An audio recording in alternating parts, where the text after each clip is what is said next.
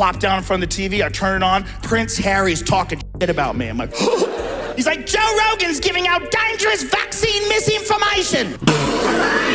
3 weeks after Meghan Markle's Midnight Meltdown voicemail to Joe Rogan became the most replayed audio in podcast history, everyone thought the chaos had finally ended. I mean, come on, that clip was everywhere. Late-night shows joked about it, TikTokers lip-synced it, even a rapper sampled her furious "You know who I am" line. It was wild. Joe, of course, leaned into it. On his podcast, he'd flash that mischievous grin at his producer and ask, "Any midnight calls tonight?" And the audience, they'd lose it. Roaring laughter every single time. Meghan had officially become a meme, a punchline, a pop culture moment. No one thought it could escalate any further until she did the unthinkable. Because one night, in the middle of Joe's half-asleep doom-scrolling session, she called again. Meghan Markle is, of course, a lifelong feminist, which she's demonstrated by marrying a prince and giving up her job.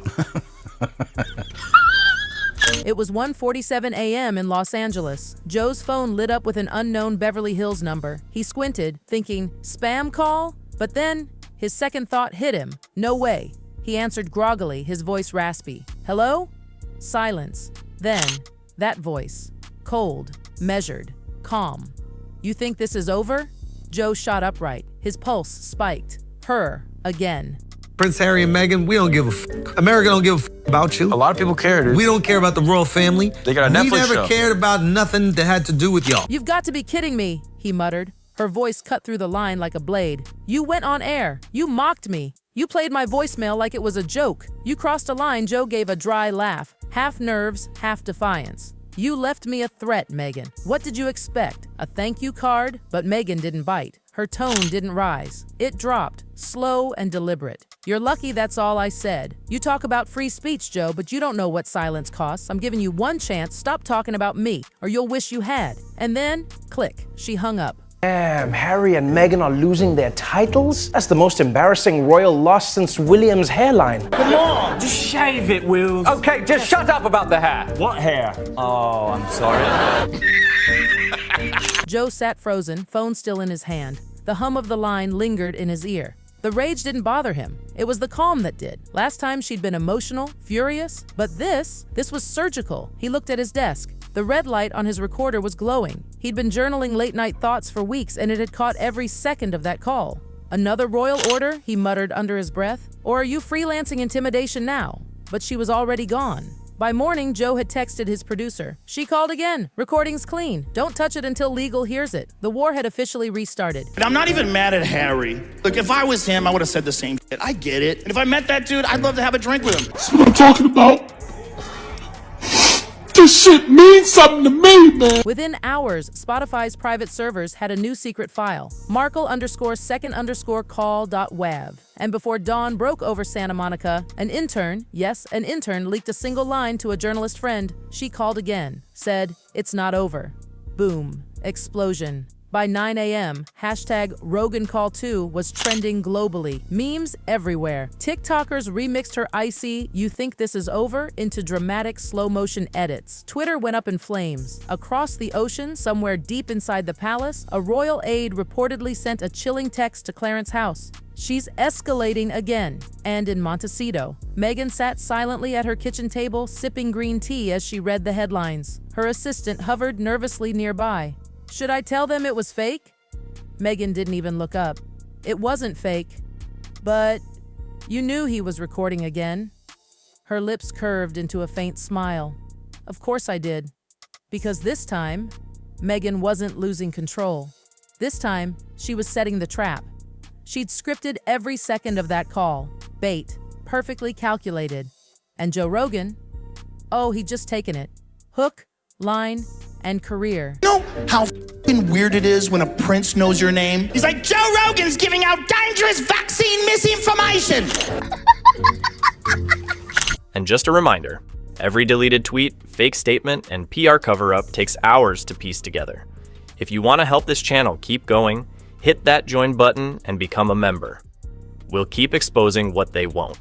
By the time LA woke up, Joe's podcast studio looked less like a hangout and more like a command center. His producer, Jaime, was pacing like a madman, earbuds in, replaying the second call over and over. The red recording light blinked, like a heartbeat that refused to stop. "You sure it's clean?" Joe asked, leaning forward. "Crystal," Jaime replied. "No distortion, no cuts. Timestamp matches your carrier logs, 1:47 a.m., Beverly Hills Tower." "Then we've got her," Joe said quietly. But it wasn't confidence, it was disbelief. Because that one line, "You think this is over?" It had reignited the fire, turned a scandal into a sequel. Inside Spotify's corporate Slack, executives were panicking. "If this hits air, we're toast," one exec messaged. "She'll sue. She'll drag us all," another replied coldly. "If we bury it, Rogan walks. He's already threatening to go independent again," and just like that, the internal messages leaked. But while corporate suits argued, Meghan was 10 steps ahead. Calm, strategic, sipping tea while the internet burned. Her assistant whispered, "Should we release a statement?" "No," she said simply. "Let him." Because Meghan wanted that audio to go public. She wasn't reacting, she was directing. And at 11:08 a.m., TMZ confirmed the rumor that changed everything. Sources say Meghan contacted a political media consultant before the second call. A consultant, not a friend, not a PR rep, someone who engineered messaging warfare. The internet exploded again. Suddenly, it wasn't about Meghan's anger, it was about her strategy. Headlines flipped, Meghan versus media bullying. Exactly how she wanted it. In Austin, Joe read the TMZ headline aloud in disbelief. "She's spinning this like activism. I'm the bully now?" Jaime nodded. "She's playing chess, Joe. You're playing UFC." Joe exhaled, then stood tall. "Fine, let's fight fair." He turned to his lawyer. "We released the call. Full audio. No edits." The lawyer paled. "Joe, that's exactly what she wants." Joe smirked. "Then we give her what she wants. If she's gonna call me at 2 a.m., I might as well make it worth the ratings." At 3:27 p.m., Joe hit publish. The title? She Called Again. And just like that, the internet detonated. Within minutes, Spotify's servers were melting. The opening clip, her smooth, deadly voice. "You think this is over?" Then Joe's laugh. "Guess not." By sunset, it wasn't just trending, it was everywhere. And in Montecito, Meghan's phone buzzed with a single message from her strategist. "It's working." He took the bait, she smiled faintly, watching the California hills glow gold in the dusk. "Good," she whispered. "Now the real game starts." By the next morning, the entire internet had chosen sides, and the virtual streets were on fire. Two armies had risen overnight, Team Rogan and Team Meghan.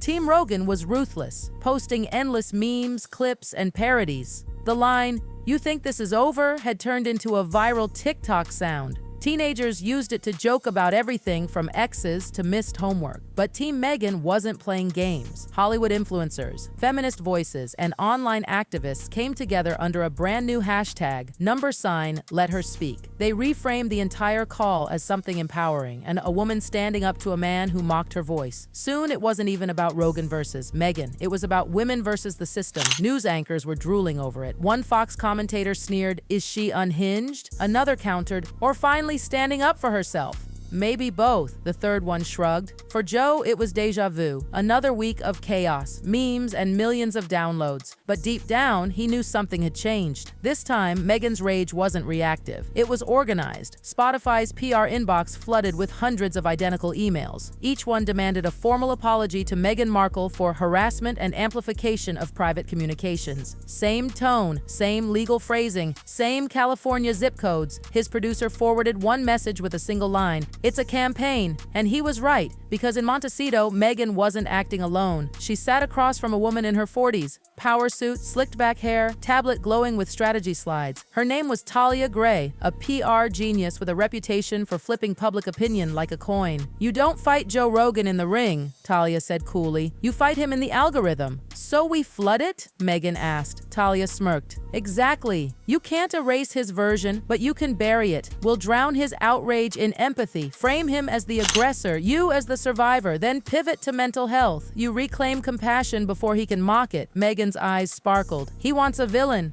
Let's give him a mirror." Talia grinned. "Welcome to round 2. And by lunchtime, round 2 was already live. 3 major entertainment outlets, Variety, The Hollywood Reporter, and Entertainment Tonight, all dropped eerily similar stories.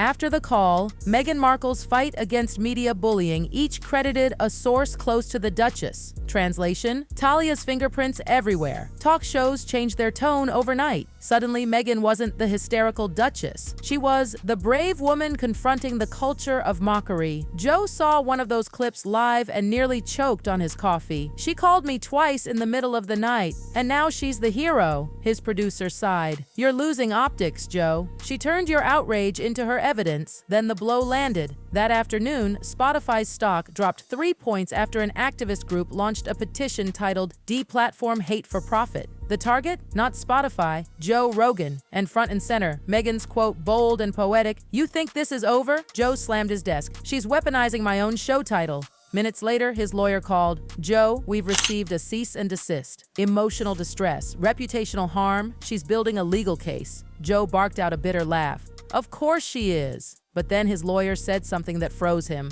The letter references private transcripts, internal ones, things that were never public. Joe, someone in Spotify's legal department might be feeding her information. Joe's jaw clenched. "You're saying she's got an insider?" The lawyer paused.